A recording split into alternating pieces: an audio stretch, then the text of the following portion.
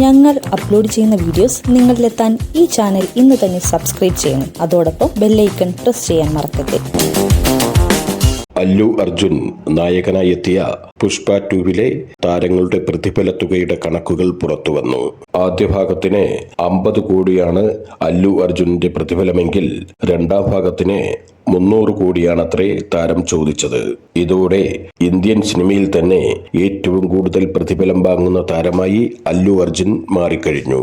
പുഷ്പ 2 നായിക കഥാപാത്രമായി എത്തുന്ന രശ്മിക മന്ദാനയുടെ പ്രതിഫലം 10 കോടിയാണെന്ന് പ്രമുഖ എന്റർടൈൻമെന്റ് സെന്ററുകൾ റിപ്പോർട്ട് ചെയ്യുന്നത്. ചിത്രത്തിന്റെ ആദ്യ ഭാഗത്തിന്റെ വിജയത്തിന് ശേഷമാണ് രശ്മിക പ്രതിഫലം ഇരട്ടിപ്പിച്ചത്. ഇതോടെ ഇന്ത്യൻ സിനിമയിൽ ഏറ്റവും കൂടുതൽ പ്രതിഫലം വാങ്ങുന്ന നടിമാരുടെ കൂട്ടത്തിൽ രശ്മികയും ഇടം പിടിച്ചു.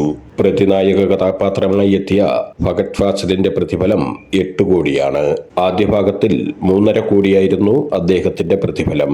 ചിത്രത്തിലെ സംഗീത സംവിധായകൻ ദേവി ശ്രീ പ്രസാദിന് 5 കോടിയാണ് പ്രതിഫലമെന്നാണ് റിപ്പോർട്ടുകൾ പറയുന്നത്.